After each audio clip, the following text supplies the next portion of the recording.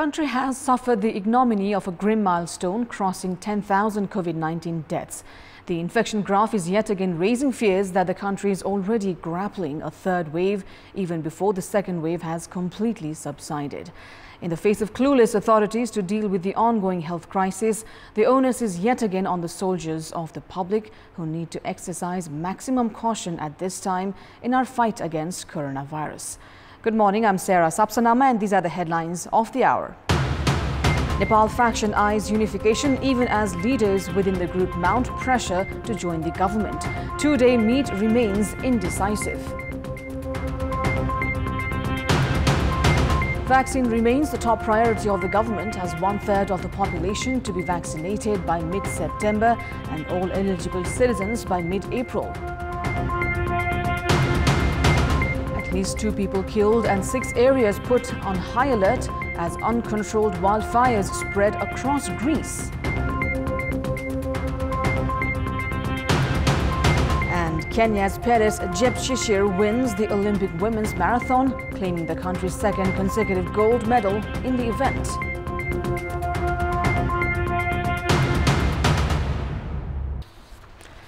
The Madhav Kumar Nepal-led faction of main opposition CPN-UML played a decisive role in determining the status of the incumbent government and the parliament. As all eyes are on the faction now, there has been considerable indecision on the faction's next political move. The Nepal faction of CPN-UML was instrumental in the reinstatement of the lower house that was dissolved twice and propelling Congress chief Sher Bahadur Deuba to the top executive position, leading to the next elections. However, the Nepal faction currently finds itself in an unprecedented political crossroad. As political analysts put it, the faction will certainly find it challenging to stay in CPN-UML and work with party chairman KP Sharma Oli, with whom the faction has seen eye to eye in terms of numerous intra-party issues. The situation is aggravated by Chairman Oli's lack of leniency towards the faction, as the party chairman has taken disciplinary actions against the members of the faction on several counts, citing anti-party activities. Meanwhile, several lawmakers of the Nepal faction have opined the faction should not bow down to what it calls Oli's atrocities, but instead join the Deuba government. Political analysts say the faction at this juncture is trying its best for a political outlet which will ensure their hold to the position of the lawmaker. The faction, analysts say, has the option to seek for a 40% membership in the new party and parliamentary party if it wants to leave CPN-UML. Analysts, however, also added that the chances of maintaining the numbers at the parliamentary party are slim. The incumbent government has meanwhile considered introducing an ordinance to facilitate the faction in forming a new party. However, the government faces a challenge of having to justify its decision should it decide to introduce such an ordinance. Some 25 days after the formation of the new government, the ruling alliance has finalized the list of common minimum programs. The special task force formed to recommend the program has suggested the government to vaccinate one-third of the population by mid-September and all eligible citizens by mid-April.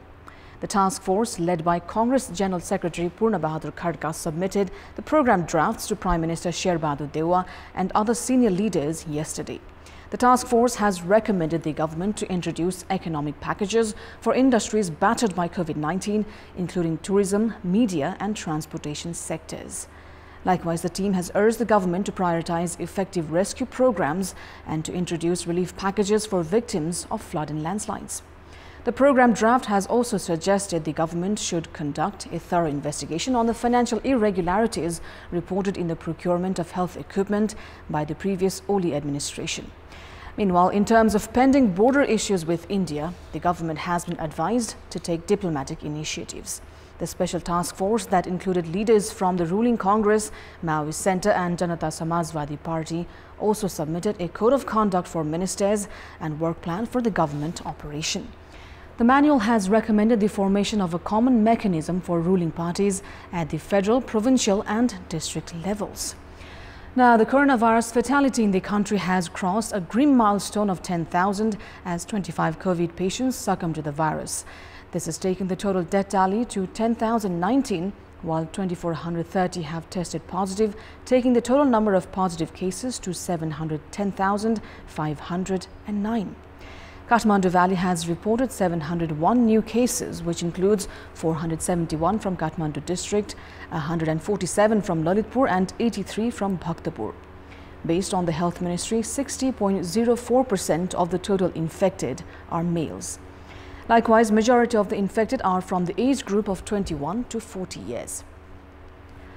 9,493 tests through the PCR method were conducted yesterday. There are 34,942 active cases at the moment, out of which 31,427 are in home isolation, 732 are receiving treatment in intensive cares, and 158 are kept on ventilator support.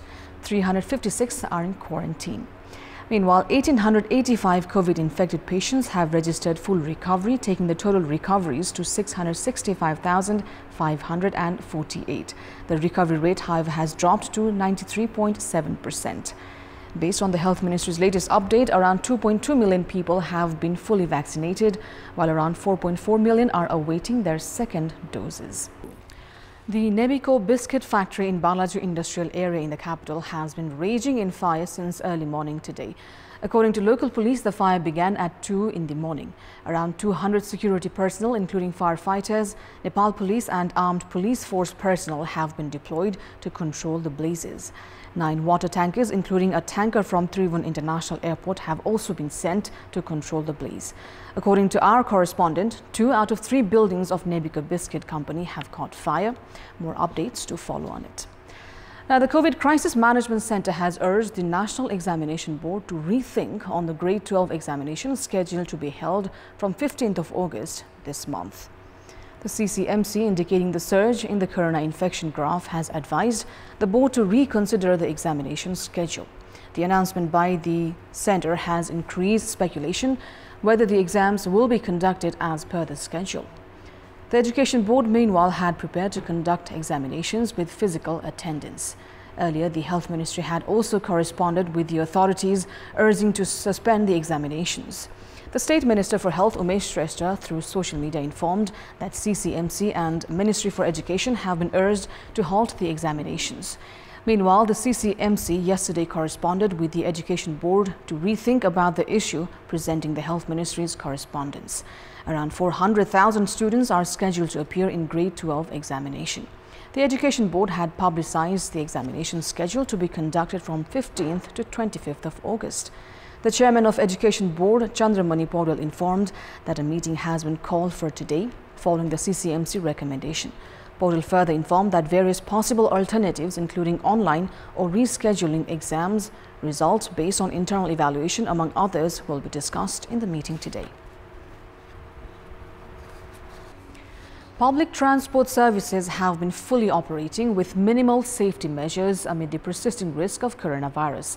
In this context, we've asked in Bhutan, why have passengers not taken safety measures? Let's take a look at what they had to say.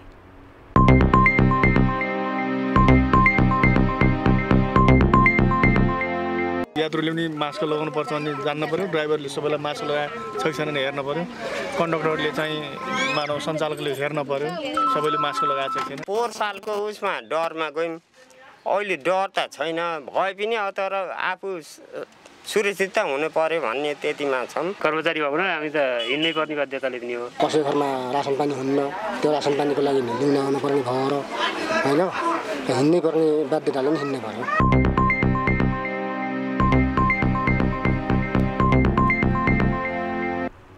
Time now for our segment Public Pulse, where you text us with your opinion.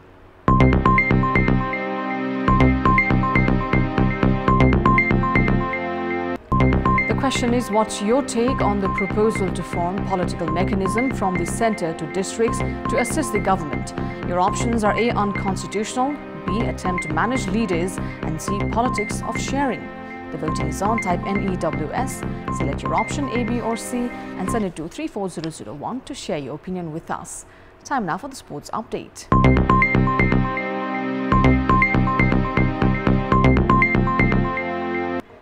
Nepal is to play 2 friendly football matches against the Indian national team coming September.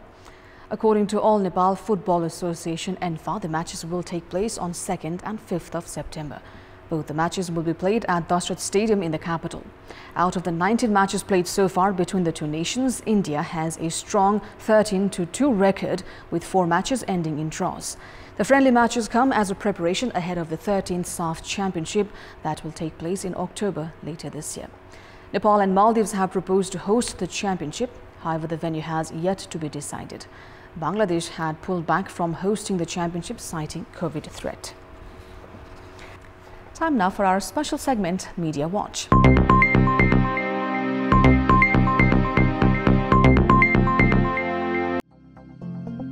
The Supreme Court on Monday upheld CPN-UML's decision to take action against 4 lawmakers of Karnali province. The joint bench of Chief Justice Julendra Shamsher and Justice Prakash Tungana quashed the previous interim order issued by the Apex Court and upheld the party's decision.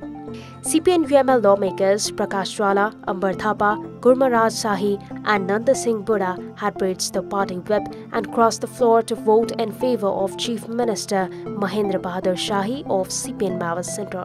The single bench of Justice Prakash Raut earlier had issued an interim order to restore the position of the 4 lawmakers, saying that the law cannot validate the action taken by the General Convention Organising Committee. The joint bench of Chief Justice Rana and Justice Tungana, however, decided to uphold the party decision after carrying out hearing on review writ filed by the party. The bench issuing a verdict on Monday highlighted that crossing the floor against the parliamentary party decision is beyond democratic system and value. Meanwhile, the Apex Court has refused to reinstate the lost positions of 4 former CPN Maoist Centre lawmakers of the House of Representatives. The single bench of Justice Ishwar Khatioda refused to reinstate the position of 4 former lawmakers Lekhraj Bhatta, Tob Bahadur Raimaji, Prabhu Shah and Gauri Shankar Chaudhary, who had defected from CPN Maoist Centre and joined CPN-UML after the Supreme Court annulled the then Nepal Communist Party. A no-confidence motion was filed for the 3rd time against Chief Minister of Lumbini Province Shankar Pokhrel on Tuesday. The proposal, which was registered at the Parliamentary Secretariat, was signed by 40 lawmakers, including 19 from Nepali Congress, 17 from CPN Maoist Centre, 3 from Janata Samajwadi Party and a lawmaker from Rashtriya Jan Morcha. The no-confidence motion was filed in accordance to Article 188(4) of the Constitution and Article 144 of the Lumbini Provincial Assembly Regulation. It has been mentioned in the proposal that the incumbent government, which was formed based on single-party majority in accordance to Article 168(1) of the Constitution, has fallen into minority. Gul Bahadur Kesi has been proposed as the new Chief Minister in the motion. There are 80 lawmakers in the Provincial Assembly, of which the support of 41 lawmakers is required to form a government in the province. This is Bipashna Tamang for Media Watch and Kantipur News Desk.